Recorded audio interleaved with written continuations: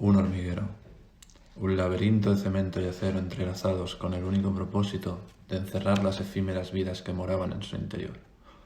Sus túneles, sus calles, sus cruces y pasadizos semidesiertos.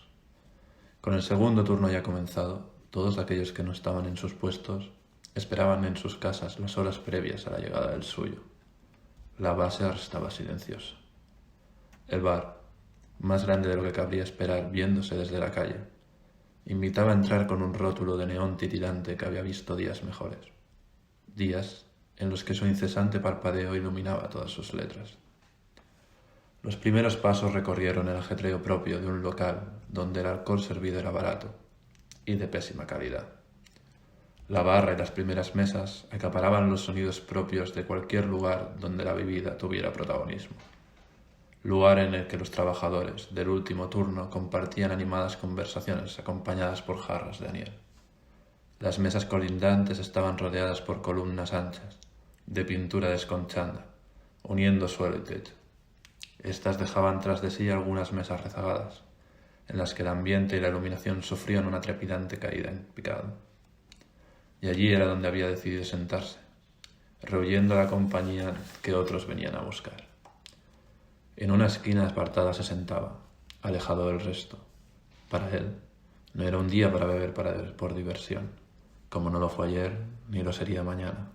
Se encontraba mirando, como tantas otras veces, el fondo del vaso que sostenía entre las manos, buscando, en los 3 hielos y el líquido dorado que fluía entre ellos, la respuesta a una pregunta jamás formulada. La capucha negra de la cazadora cubría su cabeza, lo que, sumado al déficit de luz del lugar que había elegido, ocultaba su rostro de miradas ajenas. Algo interrumpió sus reflexiones, alejando su atención del vaso que envolvía en su mano. Un grupo había decidido sentarse en la mesa contigua a pesar de que medio bar estaba vacío, acto al que respondió con un pequeño gruñido de disgusto. Los hombres se sentaron con sus bebidas, conversando animadamente sobre futilidades. Uno de ellos se jactaba de su última conquista femenina, pero le bastó un vistazo rápido para cerciorarse de que la imaginación jugaba un papel más trascendente que los hechos en su relato. El encapuchado devolvió la mirada al paso, al lugar donde pertenecía esa noche, y se sumió de nuevo en sus oscuros pensamientos, compañeros desde tiempos lejanos. Siempre podría beber en casa, aunque llamar al cuartucho donde vivía casa sería demasiado amable. ¿Por qué un bar entonces? Quizá beber en casa solo era demasiado deprimente incluso para él, y a pesar de que no era virgen en la materia, no quería convertirlo en un hábito, no todavía. Esa era una línea que su proceso autodestructivo no había alcanzado aún. De todas formas, tenía grandes expectativas en los logros que podría alcanzar en el asunto. ¿Qué sería lo próximo? ¿Cuán bajo podría caer antes de llegar al fondo? ¿Quién podía saberlo?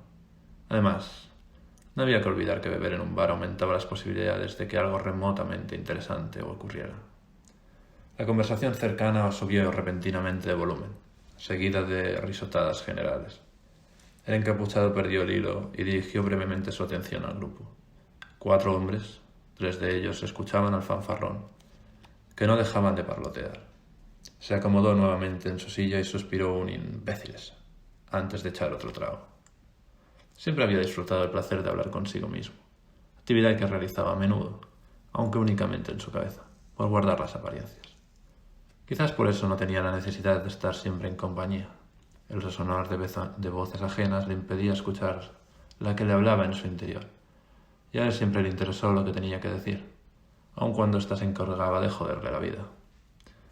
Hay algo curioso sobre esto, que el hombre solitario había descubierto con el tiempo. A medida que uno prestaba más atención a esta voz, esta se volvía más nítida y clara, más compleja, llegando a tal punto en el que era imposible mantener una conversación con ella, como si de otra persona completamente distante se tratara, que a la vez era uno mismo. Golpetear de hielos contra su copa vacía, removida distraídamente, señal inequívoca y urgente de que era necesario rellenarla. 1 minuto más sin castigar su hígado, y una gota de amor propio podría salir a relucir. Y no queremos eso, ¿verdad? Mi mente y yo, hasta que me lleves a la tumba, zorra. Hizo una señal para que le rellenara la copa. El barman, un tipo calvo, bueno, no sería justo llamarlo calvo, Una media calvicie, de esas que el pelo solo da la vuelta a la cabeza por encima de las orejas, forma de aureola celestial, deteniéndose en la parte frontal. Semicalvo, compensaba su falta de pelo en la azotea con una mata espesa en los brazos, que daba a suponer que no era el único lugar en el que uno encontraría exuberante pelo no deseado. Vestía un delantal, que pudo ser blanco alguna vez, recubierto con una capa de mierda que conjuntaba con sus pantalones y zapatos. El barman era perfecto, un tipo deprimente para una noche deprimente. El hombre le miró con unos pequeños y oscuros ojos porcinos, que asomaban por encima de una nariz grande, redonda y algo elevada, que ciertamente no le era de ninguna ayuda para evadir parecido con el animal. Si este cabrón fuera un poco más feo, ya habría un movimiento social para exigir que anduviera mirando hacia una pared por el resto de sus días. «¿Qué tal, amigo?», preguntó él amablemente. Capuchado levantó la vista de la mesa para resoplar un breve «¿Qué hay?». «¿Día duro?». «No especialmente». «Sé lo que es eso». «Claro que sí, cerdito, seguro que sí». Al alzar la cabeza para mirarle, el barman pudo ver el rostro de quien le devolvía la mirada. Se sorprendió al ver que no era un hombre, sino un joven, un muchacho de apenas cruzaría la veintena, y que, sin embargo, tenía la mirada cansada, más propia de una persona avanzada. «¿Sabes? Cuando yo tenía tu edad pasé por momentos difíciles. Aprecio el gesto, pero no busco conversación», cortó el chico con brusquedad. El barman porcino le dedicó una mirada ofendida, respondida a su vez por otra de franca indiferencia. Le rellenó la copa y le cobró. No dudaba de las buenas intenciones del cerdo bípedo, pero no estaba a humor para aguantar la chapa que le iba a pegar. Fue lo bastante cortés para iniciar la frase con un aprecio el gesto, a un hombre que llevaba trabajando toda la noche y no tenía culpa alguna de sus problemas o falta de ellos. Aún así, no entendía por qué la gente se ofendía tanto cuando se le hablaba con honestidad. Supongo que es así como funcionamos en sociedad. Si no fuéramos un puñado de capullos mentirosos no podríamos convivir. Dio un pequeño trago a su copa, aperitivo de un segundo más largo. Dejó que el aniel corriera por su garganta, abrasándola dulcemente. Su relación con la bebida esa noche había llegado a tal punto que besaba su copa antes de cada trago. No bebía cada día, pero, cuando empezaba, lo hacía con pasión. La conversación cercana se había animado, y con ella sus participantes. El gran Casanova había agarrado al que tenía enfrente por el cuello de la camisa y le amenazaba con el puño cerrado. Por la falta de reacción del agredido, se trataba de una fanfarronada más, y el incidente acabó en risas. Pero aun siendo el caso, duró demasiado como para que los presentes no intercambiaran algunas miradas incómodas. Una de ellas, la del barman, quien llevaba el tiempo suficiente tras la barra como para vaticinar lo que ocurriría. Su gesto no se le escapó al chico. Siempre había tenido cierta habilidad, la capacidad para ver lo que muchos se les pasaba por alto, escudriñar en los ojos de alguien para averiguar qué es lo que pensaba. No me malinterpretéis, no estoy hablando de que este amante de la botella tuviera algo parecido a un poder que le permitiera leer pensamientos, pero sí tenía una percepción fuera de lo común, que le concedía, lejos de ser una ciencia exacta, una idea de lo que cruzaba por mentes ajenas. Algunas personas resultaban increíblemente fáciles de leer, personalidades simples que solían ponerse a la defensiva cuando eran interpretados, pensamientos que consideraban privados. En cambio otros, de razonamiento más profundo, requerían más tiempo si se quería ir más allá de vislumbrar la superficie. Tratar de ocultar estas reacciones resultaba poco efectivo. En su experiencia, era más eficaz fingir una emoción diferente a la que se trataba de enmascarar, pues lo primero resultaba poco convincente y sospechoso de alguna forma. Claro que para lograr esto era necesario un talento específico. Fingir una emoción que no brota de forma natural requiere un autocontrol, solidez mental y sangre fría que pocos poseen. La habilidad de fingir un lenguaje corporal y las reacciones faciales, hasta el punto que las mentes más afiladas sean convencidas y engañadas. Esta destreza llega a su maestría con la consecución de la capacidad para controlar la mirada, el reflejo del alma, pudiendo así engañar incluso a aquellos más cercanos a ti. Pero no creáis por un segundo que nuestro joven, proyecto de alcohólico, nunca había sido embaucado. Toda habilidad requiere perfeccionamiento. Y este, sin diferencia con ninguna otra capacidad, es conseguido a base de errores y fracasos. Él podía ver esos indicios, pero luego era necesaria su interpretación, y, de estar esta equivocada, llevaba a malas decisiones, y las mismas a desastrosas consecuencias. En el pasado, ocasionalmente, había obviado esas mismas sensaciones, por considerarlas de su invención o porque la realidad que le mostraban no era de su agrado. Aunque a la larga era inevitable abrir los ojos a la verdad. En la ignorancia yace la felicidad. Un dicho con el que estaba completamente de acuerdo. Sin embargo, él no era así. Hacía tiempo que decidió elegir una verdad amarga sobre una mentira placentera, pues, aunque una te golpee sin compasión, con el tiempo te endurecerá, mientras que la otra te acariciará suavemente con palabras envenenadas, volviéndote adicto a su dulce ficción. Pues bien, a nuestro encapuchado de mente afilada, o así lo creía él, y animador de cualquier celebración social, no se le pasó por alto la mirada del barman. Aunque recibir información no implica que tuviera que hacer nada con ella. ¿Era su problema? No lo era. Así que siguió metido en sus asuntos aquella noche, concernían a su vaso y al líquido que contenían en él. A estas alturas podéis preguntaros lógicamente, o no, el por qué. ¿Por qué este chico se sumía en el caos de sus pensamientos, hundiéndose en su miseria personal con tanto afán? La respuesta puede sorprenderos, pues es inexistente. No había razón, ninguna, nada de nada. No había sufrido una experiencia traumática significativa que le hubiera llevado a este estado. Se había metido ahí él solito, paso a paso, lentamente. Un descenso al abismo sin descanso. A veces resulta muy difícil ver el porqué de las cosas, y este solo se puede alcanzar a comprender con el transcurso del tiempo y alcanzando mayor sabiduría. Esto suele ocurrir demasiado tarde para hallar una solución a tiempo, broma con la que a la existencia que todos disfrutamos o sufrimos le gusta jugar. El único consuelo es que sea de utilidad en experiencias futuras. El chico no podía dar sentido a ese sentimiento de pérdida, y eso era lo peor, pues cómo podía explicar algo que ni él mismo comprendía. Nunca había tenido a nadie con quien recurrir con estos pensamientos, ni nadie que le entendiera realmente, así que se recluyó donde sentía el más cómodo, en sí mismo. Aprendió a escucharse, a hablarse y a encontrarse interesante de alguna forma, aunque tenía que reconocer que a veces ni él mismo podía soportarse. La gran mayoría de seres humanos que caminan sobre la faz de esta tierra prefieren enterrar esa voz. Los métodos utilizados son muy distintos, pero el fin es idéntico. La razón suele ser que no les gusta lo que oyen o prefieren ignorarla, convencerse de que no tiene razón, pero esa voz no se puede ignorar o acallar eternamente. En un momento todos estamos solos con nuestros pensamientos, podemos huir, pero estos terminan alcanzándonos tarde o temprano. Este chico había encontrado cierta belleza en esto, y había descubierto que, escuchándose, esa voz podía evolucionar contigo, formular preguntas, dar respuestas interesantes o convencerte de que eres un desgraciado minúsculo que no merece existir. Incluso podía ser oyente de tus monólogos depresivos, melancólicos y aburridamente insoportable, el tipo que provocaría que cualquiera lo suficientemente respetuoso como para no mandarte callar o irse con cualquier excusa, sintiera el deseo irrefrenable de ir a por una cuerda y colgarse de la viga más alta que pudiera encontrar. Y es que, igual que tú no puedes huir de ella tampoco puede huir de ti. Y a veces hay que devolvérsela a esa cabrona por todas las veces que te putea. A mí si un tío me habla así lo reviento. Joder, Pars, relájate, hombre. Siempre dices eso y siempre vas solo de boca. ¿Qué coño? ¿Quieres que te parta la cara? La conversación adyacente había tomado un cariz desagradable.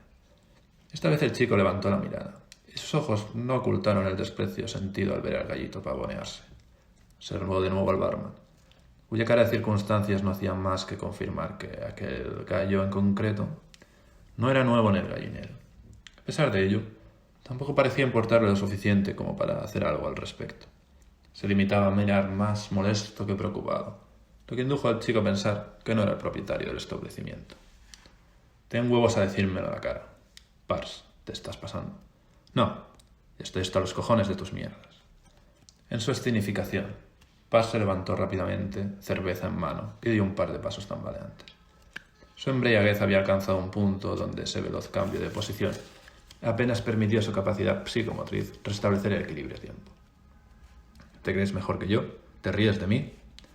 Durante esa frase del show, el gallo abrió las alas de par en par con intención intimidatoria. Fue en este gesto teatral que parte de la cerveza que sujetaba se derramó encima de nuestro silencioso amigo. Fue apenas una salpicadura, y aunque no le importaba lo más mínimo todo aquello, empezaba a frustrarle no poder concentrarse en su autocompasión en paz. Oye, me has manchado, dijo con voz calmada, sin apartar la vista del vaso. ¿Sí? ¿Y qué coño le pasa? ¿Qué me molesta? dijo apoyándole en el respaldo de su silla. ¿Te molesta?, contestó Pars en tono burlón, girándose hacia sus compañeros de mesa. Podrías disculparte y tranquilizarte un poco.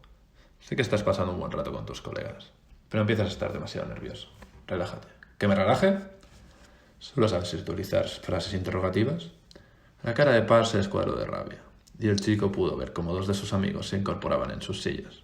Parece que van a defenderle. Llegado a este punto, su paciencia era escasa. ¿De qué vas, maricón? ¿Quieres que te reviente la boca? Y dos preguntas más. Un auténtico fan del método socrático. ¿Qué coño dices? ¿Retrasado? Oye, tranquilo. Vuelve con tu grupo, déjame en paz. Y ve más cuidado con tu bebida. ¿De acuerdo? Su gesto se relajó. Vamos, Pars, déjalo. Las palabras del compañero de juerga, que no habían hecho ningún gesto de apoyo, le ayudaron a decidirse. Bajó el tono cuando pronunció la siguiente frase. ¿Habéis visto cómo se ha giñado esa amenaza? ¡Qué maricón! Ya sabía yo que no tenía cojones. Esa frase encendió algo en el chico. Una sensación familiar corrió caliente por sus venas. Claro, Pars. Es que si no, nos lo íbamos a cargar en mano. Tenía que dejarlo ir. No podía dejarlo dentro. Apartó el vaso de Niel, se levantó y pronunció las palabras, consciente de lo que iba a ocurrir. ¿Tienes algún problema? Pars y sus dos amigos se giraron a la vez y echaron la mirada arriba. Nuestro chico se había puesto en pie. Era mucho más alto de lo que había anticipado al verlo encogido en una silla. Pars dio un ligero paso atrás, dubitativo. La sombra de la columna y la capucha ocultaban el rostro del desconocido. El chico se retiró la capucha de la cabeza y dio un paso más, dejando que la luz cayera sobre él. Pars se relamió. Aquel chico no llegaría a los 20 años. Un crío, pensó. Un crío de cara alargada y facciones levemente marcadas, con una ligera barba poco tupida y desaliñada. Una nariz afilada intermediaba entre unos ojos oscuros. Muy oscuros, pensó Pars.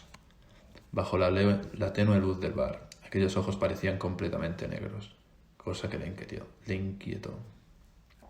Pars recuperó su bravura. No podía dejarse intimidar. Es el problema de todo el que tienen los gallitos. Siempre tienen que demostrar quién manda en el corral. Y eventualmente alguien les hace frente. Pero Pars no estaba preocupado. Al fin y al cabo, lo que tenía que frente a él era un niñato, y estaba solo. Chico se cruzó de brazos junto a la columna. ¿Qué te pasa? ¿Me estás vacilando? Venga, crío, lárgate de aquí antes de que me cabree. Te he preguntado si tienes algún problema. Porque estoy aquí al lado y estás despreciándome. Obviamente lo sabes y estás haciendo valer tu sensación de victoria, pero no por eso voy a consentirlo. Vale, así que esto también te molesta. No me gusta que me echen bebida por encima, ni que un imbécil hable de mí cuando puedo oírlo más de lo necesario. ¿A quién llamas imbécil? Pars volvía a perder la compostura. Hombre, tal y como yo lo veo, a ti, que estás parado frente a mí y con el que llevo hablando desde hace un buen rato. Me pareces algo lento. Igual te lo tengo que repetir. Contestó usando un tono marcadamente pausado de forma intencionada. El enrojecido rostro de Pars, desfigurado por la rabia, parecía el de un niño enfadado. El chico podía escuchar su mandíbula rechinar bajo la fuerza con la que apretaba sus dientes. Ahora sí descabreado. Una sonrisa complaciente se asomó en sus labios, haciendo estallar los ya tensos nervios de Pars. Puñetazo voló desde la derecha buscando la cara del chico, al que no le costó demasiado esfuerzo retroceder un paso para evitarlo, pues ya había flexionado sus piernas, anticipándose al ataque. El movimiento logró que toda la fuerza del golpe lanzado, añadida los efectos del alcohol, desequilibrara a Pars. El joven estabilizó su peso y adelantó la pierna izquierda para lanzar un certero golpe directo a la nariz de su contrincante. No buscó un golpe definitivo, tan solo desorientarlo. No quería acabar con él tan rápido. Pars se tambaleó hacia atrás, pero recuperó el pie. Chico aprovechó el instante para adoptar una posición más cómoda para la pelea, con los brazos en alto, protegiéndose los costados y una pierna adelantada, de lado, semiflexionada. Lanzó una patada semicircular con su pierna derecha que hizo aterrizar sobre el nervio ciático de la pierna de Pars, quien, sin fuerza para mantenerse en pie, hincó la rodilla al suelo. Chico recuperó posición de cadera para un tercer y definitivo ataque. Con un paso rápido y un balanceo de brazos clavó su rodilla contra la cara de Pars, que se desplomó contra el suelo de espaldas, retorciéndose de dolor mientras se cubría la cara con las manos, que sangraba ahora en abundancia. Cuando el muchacho levantó la vista del suelo, su humanidad era un mero recuerdo. Dentro de él había despertado ese sombrío compañero al que le era bien conocido. Clavó su mirada inyecta en euforia combativa en los dos púgiles restantes, que ya rodeaban la mesa para alcanzarle. Este era un detalle que no le había pasado por alto. Había elegido su posición sabiendo que Paz vendría hacia él. Y con ello, lograr poner la mesa de por medio. Había contado con los segundos que tardarían en rodearla para poder llegar hasta él. Segundos que debería usar para cambiar las tornas rápidamente, o se vería completamente desbordado peleando contra 3 contrincantes. Pero ya solo quedaban 2. Y ahora, esa mente estratégica había desaparecido. Ahora, quería más. Se sentía vivo, se sentía bien. Necesitaba beber de esa sensación, pues no estaba saciado. Sus piernas temblaban inyectadas en adrenalina. Y cuando habló, ya no quedaba rostro del chico tranquilo de antes. Seguís siendo 2 contra 1. La rapidez y violencia con la que Paz había caído frenado en seco sus 2 amigos. Efecto que el chico buscó contrarrestar, pues su ventaja consistía en que ellos dieran el primer paso. No podía dar la espalda a ninguno de ellos, y la superioridad numérica seguía jugando en su contra. Leyó la duda en sus rostros. Parece que no son tan amigos al fin y al cabo. ¡Vamos!, ordenó con furia. El grito les despertó de su letargo. De repente, aquel chico parecía mucho más grande, y ya no tenía el aspecto de crío que habían visto antes en él. Tras un cruce de miradas en busca de valor, los 2 hombres se abalanzaron torpemente hacia él. Dieron la vuelta por el mismo lado de la mesa, pues la columna bloqueaba el paso por el otro lado. Esto permitió al joven tenerlos a ambos en línea recta, mientras los muebles entorpecían su capacidad. Retrocedió ligeramente y trató de desenerarse. No podía lanzarse sobre uno de ellos sin que el otro acabara con él fácilmente en un descuido. El más entusiasta de los 2 se lanzó sobre él, tratando de embestirlo por su cadera. El muchacho lo esquivó con un paso a la izquierda, y aprovechando que pasaba frente a él, elevó la pierna y la descargó con fuerza contra su nuca, oyendo su mandíbula quebrar contra el suelo. Durante ese instante, perdió de vista al segundo oponente, y este aprovechó para impactar un puñetazo en su pómulo izquierdo. Puñetazo desprovisto de la fuerza suficiente como para cambiar las tornas en la pelea, pero sí con la necesaria como para cabrearle. Volvió una mirada animal hacia su agresor, acariciándose el pómulo allá donde le había golpeado. Observó la precaria posición de su contrincante, de piernas abiertas, como un buen novato entusiasta. Avanzó hacia él, y tras fintar un golpe alto, le hundió la rodilla de una patada, haciendo que los agudos gritos de dolor llenaran el local. Cuando su pie contactó de nuevo con el suelo, se impulsó una vez más, giró sobre sí mismo y le impactó la bota en la boca. Los gritos cesaron. La estancia quedó en silencio. Un silencio tenso. Un silencio que se podía cortar con un cuchillo. Tan solo los gemidos y tenues aullidos de los hombres que se estremecían en el suelo rompían la quietud del antes ajetreado antro. Los gritos previos a la pelea ya habían llamado la atención a los presentes, y podía sentir las miradas clavadas en él. Pero cuando miró a su alrededor, contemplando su obra con respiración agitada, todos los ojos rehuyeron los suyos. Hora de largarse, psicópata. Acabó su copa de un trago y plantó 10 créditos en la barra. Se dirigió con paso rápido hacia la puerta. Se acomodó la capucha y, cubriéndose con ella, abrió con fuerza. Corrió durante las siguientes manzanas, procurando girar por callejones. Cabía la posibilidad de que el compañero de Pars, que no había participado en la pelea, avisara a los vigilantes. Estos los subirían a un deslizador y darían vueltas por los alrededores a ver si seguían las cercanías y le reconocían. Debía alejarse. Tocaban las 11:30 de las horas nocturnas. El tercer turno ya había dado comienzo, por lo que las calles estaban casi vacías. Aprovechó el impulso de adrenalina restante y se alejó con rapidez. No se detuvo hasta alcanzar una esquina a varias calles de distancia, en la que paró a recuperar el aliento. Apoyó la espalda contra la pared mientras inhalaba y exhalaba el oxígeno artificial bombeado por los tubos de aluminio que mantenían el sistema vital de la base. Una fina sonrisa empezó a dibujarse en la comisura de sus labios. Recogió ese aire fabricado en sus pulmones y aulló a la ciudad que le enjaulaba. Disfrutó de ese fugaz momento de euforia. ¡Darío! ¡Darío! Sintió un escalofrío helado al oír su nombre. Volteó rápidamente la cabeza para ver quién le llamaba. Suspiró aliviado al ver a Luti. ¿Qué, chico? ¿Qué te ha pasado? El niño se acercó con curiosidad. Andaría por los 14 ya, pensó Darío. Que se le había dado bien recordar la edad de las personas, o fechas en general. Apenas tenía una idea aproximada de su edad. Luti era alto para su edad, pero delgado, muy delgado. Me miraba con los ojos grandes, en los que yacía un deje de admiración que los niños suelen tener por alguien mayor que les presta algo de atención. Nada. Tú siempre con nada. Resulta más fácil que dar explicaciones cuando no quiero. ¿Y tu cara? Preguntó. El pómulo enrojecido de Darío comenzaba a hincharse. Con la que he nacido, contestó con rapidez. ¿Qué te he dicho de avasallarme preguntas? Que no te gusta sentirte interrogado. Pues venga, camina conmigo. Todavía seguía sin sentirse seguro.